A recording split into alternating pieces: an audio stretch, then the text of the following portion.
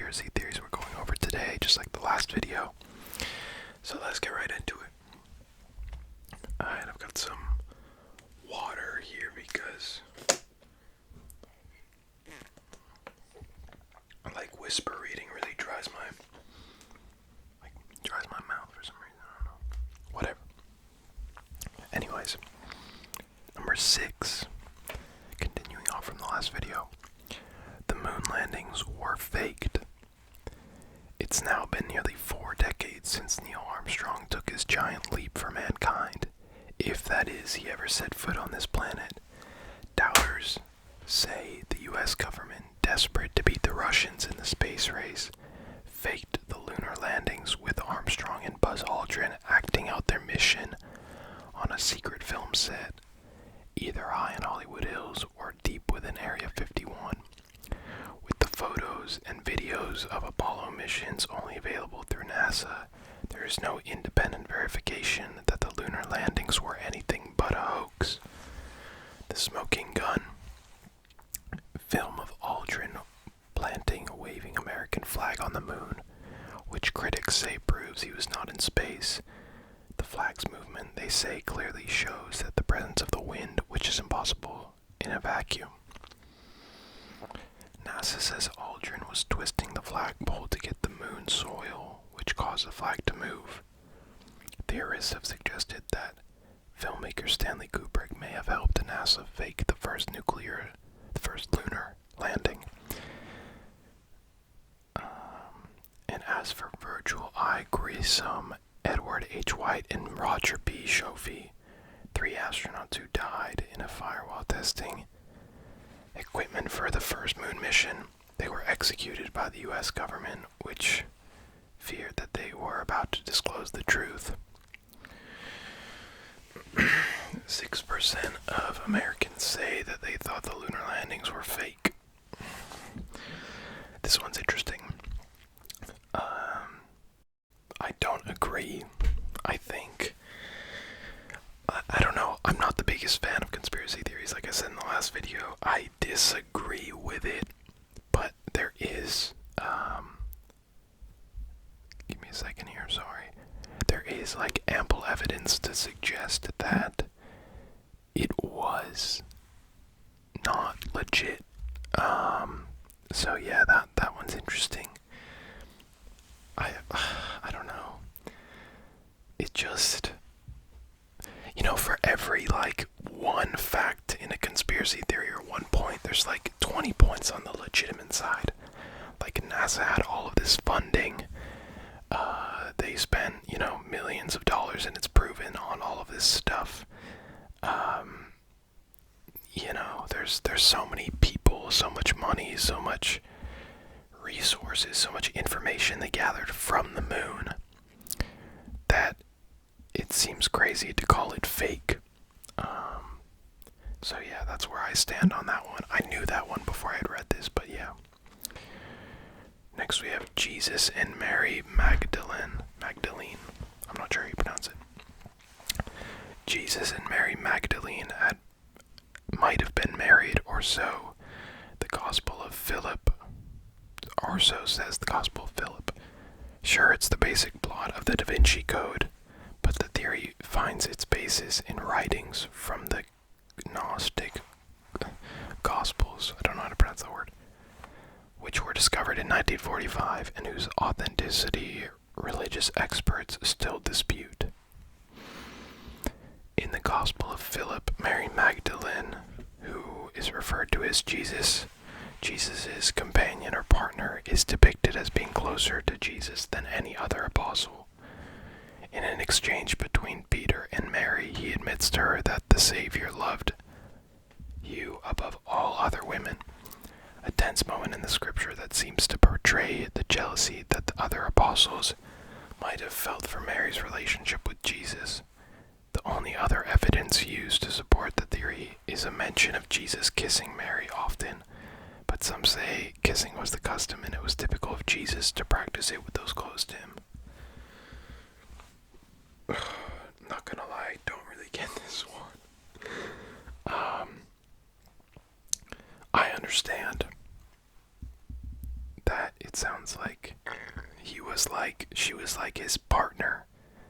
But like, I really don't know enough about like the apostles and Peter and Mary and a lot of this stuff to say anything correct. I've never even heard of Mary Magdalene, or Magdalene, I don't know how you pronounce it. But yeah, I mean, I guess it seems possible. I don't really get how it's a conspiracy theory, but I don't know. I don't really have, I'm sorry guys, I don't have much comment on that one. Yeah. Okay, next one is Holocaust revisionism. Despite overwhelming evidence and an admission, an apology from Germany decades ago, revisionists continue to claim that nearly 6 million Jews were not killed by Nazis during the Holocaust.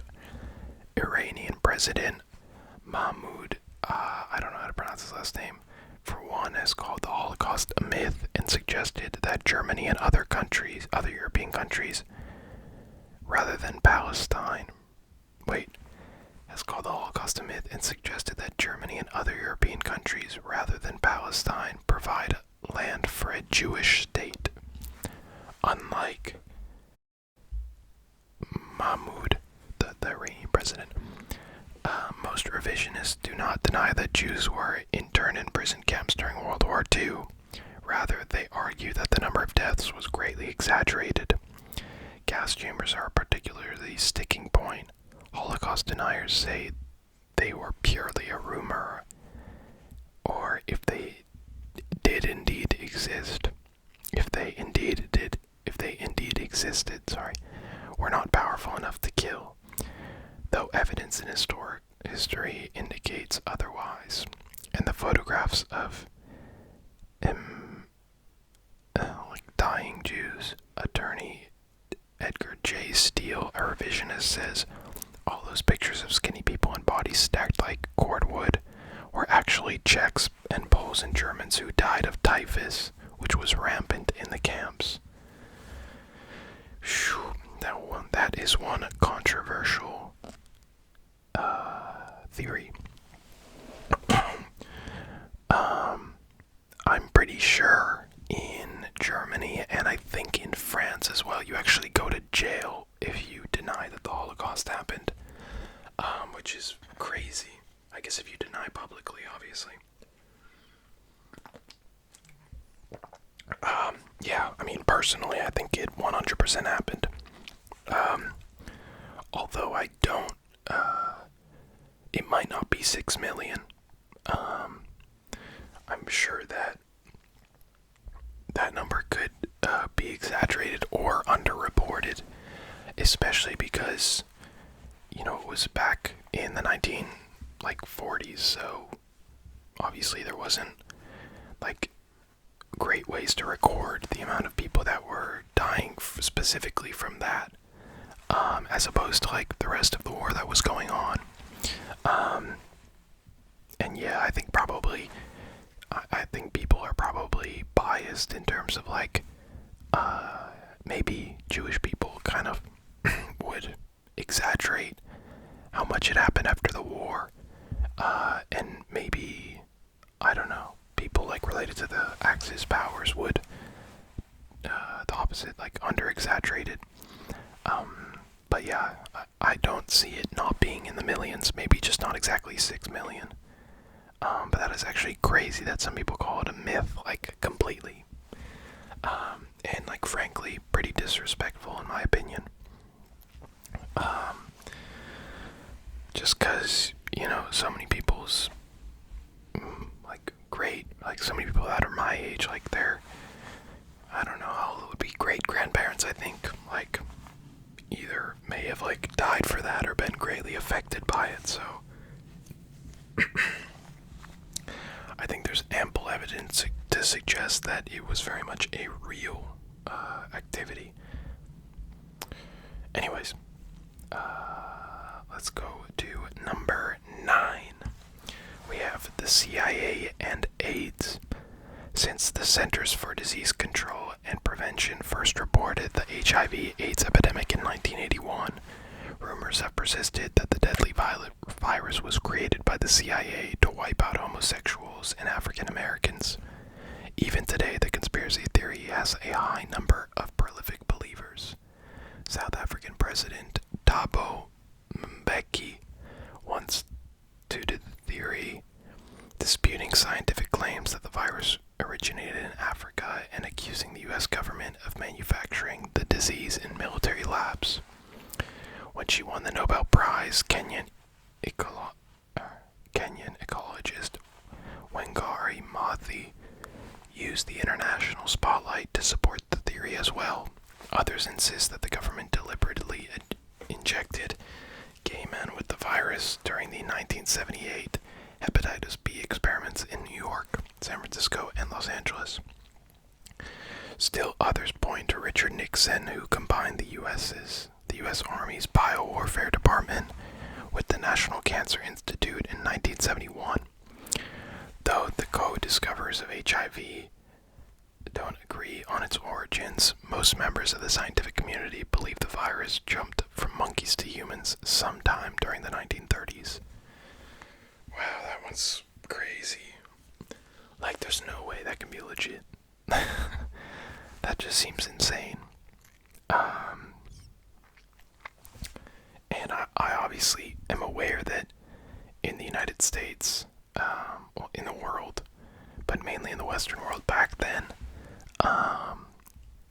homosexuality was frowned upon, and there was a lot more marginalization towards African Americans and just minorities in general compared to how it is today for both homosexuals and minorities. Well, not just homosexuals, just the whole LGBTQ plus or whatever it is community. But that just seems insane. And the part that makes me think it's insane is that last line, like that the co-discoverers of HIV don't agree on its origins. Most members of the scientific community believe the virus jumped from monkeys to humans sometime in the 1930s. And obviously in this article, like, that's briefly spoken about because it's a conspiracy theories article, but I think if you asked most people, they would be like, oh yeah, it came from apes, or it came from monkeys or whatever. I don't know, that just seems a bit ridiculous.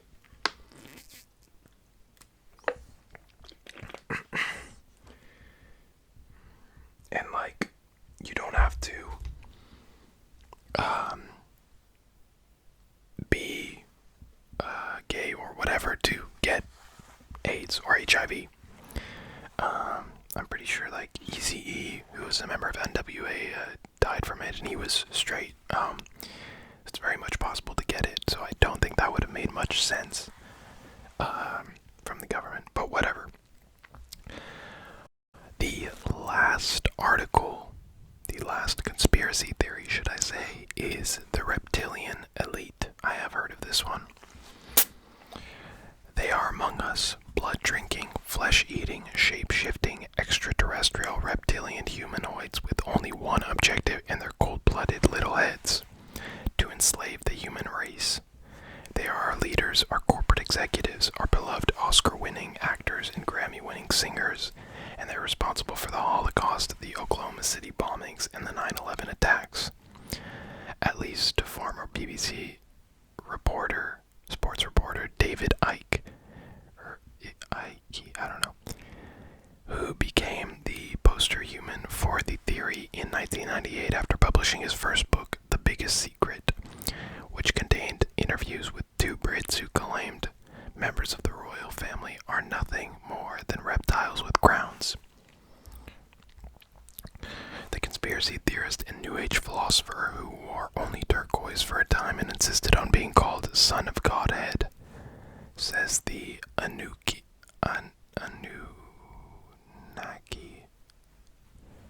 that means the reptiles have controlled humankind since the ancient times. They count among their number Queen Elizabeth, George W. Bush, Henry Kissinger, Bill and Hillary Clinton, and Bob Hope. Encroaching encroaching on other conspiracy theorist territory, Ike even claims that the lizards are behind secret societies like the Freemasons and the Illuminati. Since earning the dubious title of Paranoid of the Decade in the late 1990s, Ike has written several books on the topic, including his latest work, The David Icke Guide to Global Conspiracy, while operating his own website, complete with merchandise and advertisements. Okay, so in my mind, this one's the craziest of them all. Yeah, I honestly don't even know what to say about it. Like, in my mind, it's just BS. I actually don't know what the Oklahoma City bombings are. I heard that it mentioned them, like, next to 9/11 and the Holocaust, so I'm really surprised that I don't know what that is.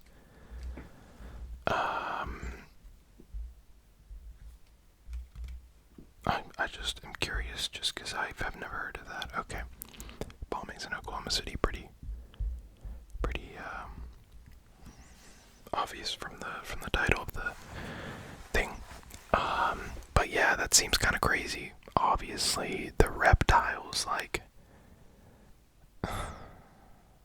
why'd they just turn into like reptiles when they're not in the public sphere? It just seems weird. Like, why lizards as well?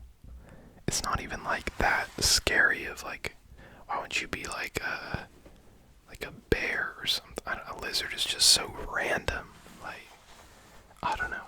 And I love the last line that he operates his own website complete with merchandise and ads. Like, yeah, that's why he's doing all this, just for the money and for the attention. And I don't blame him, but like, I don't know. You know, I'd love to have a conversation with some of the people that believe in this stuff.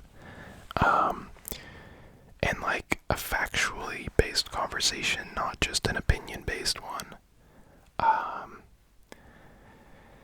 Because obviously there's no evidence of people being lizards. And it's kind of the same thing about when people are like,